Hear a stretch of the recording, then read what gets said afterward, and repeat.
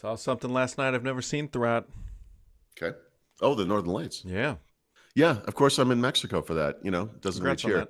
that. Every human being I know on this earth has seen those things now, Hmm. except for me. And we were home one night when it was happening in Pennsylvania. Had perfect cloud cover, couldn't see a fucking thing. It was great.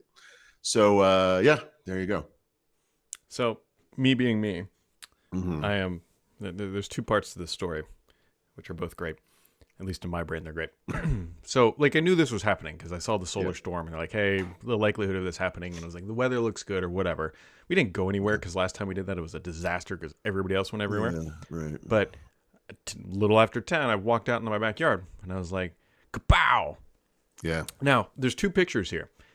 So you'll notice that this one's a little blurry, at least in the tree line or Yeah, whatever. right. So what I was trying to do was to take a photo of what it actually looked like. So on my phone, I turned off all the night vision stuff. I turned off all Yeah, the yeah. all the whatever. And this is pretty darn close to what it looked like right over my house. Yep. Now, if you turn on the whatever Apple Night site or whatever, this is what the camera took. Yeah, but you can see the difference between like what the camera shows versus roughly what my eyes were seeing. Yeah. But we were getting like that green on the horizon. I initially thought was light pollution, but it was actually the green. Well, that's the green. A lot of times with the Northern Lights, that's you just see green. It's Yeah. just green. Yeah. Yeah. So getting the red and the greens, it was awesome.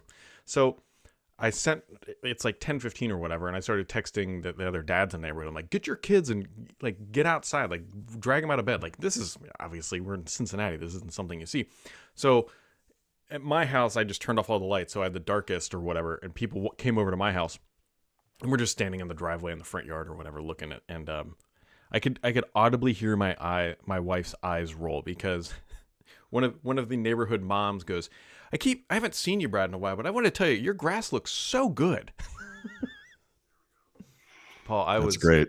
I You're like, was- also, it seems like there's a lot of weird rabbit carcasses around here for some reason. Do you have any idea what's going on with that? Yeah, they seem to be landing in the phenomenon. trees and like falling down somehow. Do you got a trebuchet back It's there? like the Northern Lights and the death of small animals are somehow tied together. Just a head on a. It's funny. So that was my evening of. Yeah, no, I figures I'd be in Mexico for this. It's yeah, it's perfect. Now, what I don't know, like, if this might be a coincidence. So whatever, we had that solar Yeah. storm earlier this year, Yep. and the peak of like when that happened was like right after dusk. Like it was like 10:15 or something like that. Right. And last night it was the exact same time. So I don't know if It's an alien invasion, Brad. it is. So this was in Europe. Like, I see on Facebook people I know from Europe, same thing. Yeah. I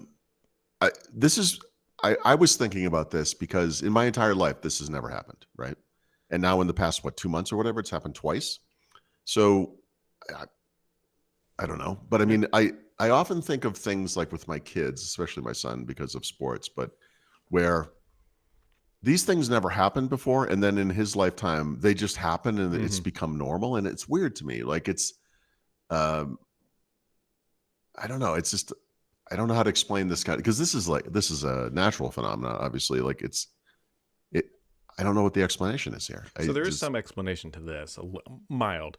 The sun goes through cycles, and we are at like peak solar storm cycle right now. It's like a 10-year cycle. Yeah, but what's okay, but yeah, 10-year cycle. So if you had said 1,000-year cycle, I would have been like, okay, that makes sense because I've never heard of anything like this happening at our latitude or whatever in my life. This was something you had to go out of your way and travel to the middle of freaking nowhere in Canada or Alaska or something, and or Iceland, whatever, and that's how you got to see that stuff. Like that was one of the cool things. If you could stand going to the furthest reaches of Norway for some reason, like one of the things you'll get to do is see this. Now it's like now I just go outside at night with a beer and like, yeah, there it is. It's weird. Like I don't know. It seems weird. That's what I got to see. Yeah. Super happy. It was great. Yep. Happy you missed it. Thank you. I appreciate that. Other things that maybe are vaguely more interesting that aren't involving my front lawn. Xbox or Sarah Bond tweeted out last night that they are bringing Xbox games and purchases directly to the Xbox app on Android. I need to know what you think this means because I have a couple of ideas, but what do you think that means? What does that mean? So there's a lot, I think, potentially more going on here. This is a guess. Remember, they just announced that they're collapsing the Xbox Game Pass app into the proper app. Part of me still wonders out loud here if they had those apps separated purely because they were afraid that the Game Pass or the streaming app might get blocked, and 100%. And they didn't want it to take down the core experience. Now that fear is gone. So, well, but, I mean, so forget about Game Pass for 1 second. But if you actually look at the Xbox app on Android, I mean, what is it? It's I guess you're on your phone and you can chat with your Xbox buddies, and I mean, you that's can how I use it. Remote install a game to your Xbox, I guess. Yep.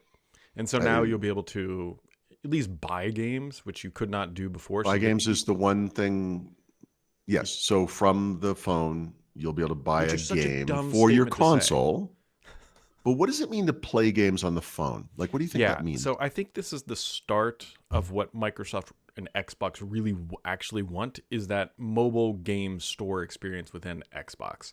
I don't know if this is their full-fledged mobile store. It Android app? Like, I mean, what does it mean? I like, it can't just be streaming. Streaming is garbage. No. I think they'll eventually bring like their Candy Crush stuff, and because they've already talked about being able to buy that DLC or whatever add-on content within an app, and so I think it means that you're going to start seeing, starting with microtransactions directly within that app, and then they'll probably try to bring their full mobile games, I would imagine. Okay. So Call of Duty Mobile is big. Warzone thing, same thing, right? So yeah, like we talked about this whenever I did this a month or two ago.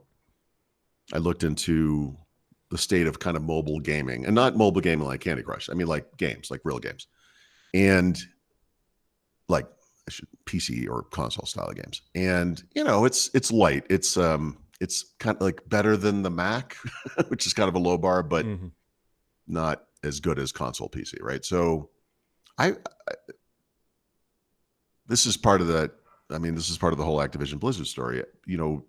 Their push into mobile came kind of late in the game for them, but they were very successful at it. And I think they bought King or whatever, which is the Candy Crush guys.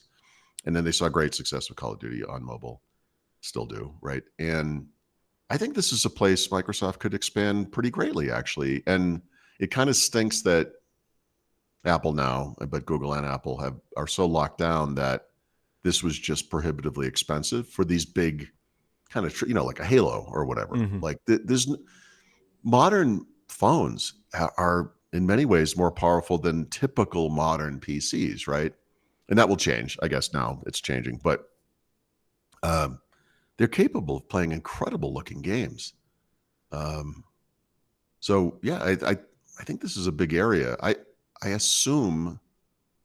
I think we're just in the same space, basically. I assume what this means is that this is something they've had kind of percolating in the back. Now they see this opening. I think they might have played their card a little early, by the way, because Google has appealed the order that makes this possible. And whatever anyone thinks of this legal case and whatever, everyone has their opinions. I think we all should agree that it is reasonable for a court to stay the implementation of the order until the appeals have made their way through the courts, right? So, in other words, I don't think we're going to be seeing these mobile app stores in the United States until this is resolved.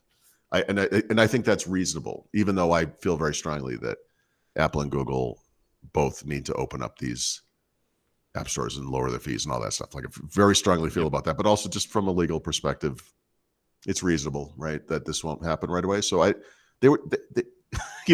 saw that she said November explicitly, right?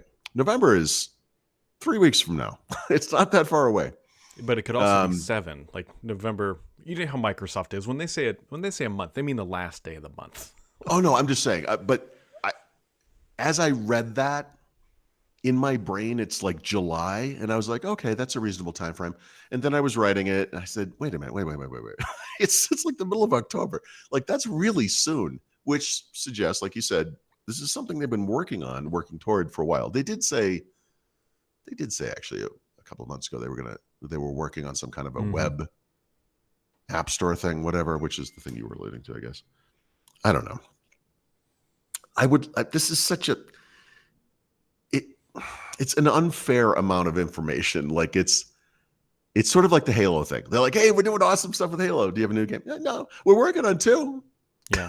Like, okay, what's the time frame on this? It's like, we don't have anything to say. That's all we're doing. It's like you just throw out enough where you're like, oh, okay, this sounds really good. What else you do?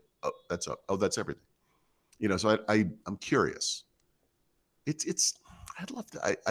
I'm naive in the sense that I wish Apple and Google would just do the right thing. Like, think about, I don't know if we have talked about this explicitly, but if Apple and or Google, because if Apple did it, Google would do it, just said, look, we're just going to make the fees in the App Store 10% across the board, just 10%. Mm-hmm. Totally outrageous. None of this would have happened. None of it. Yeah. I think their monopoly would continue. It would be fine. I don't think anyone would complain. Maybe not anyone, but we wouldn't be in this situation, right?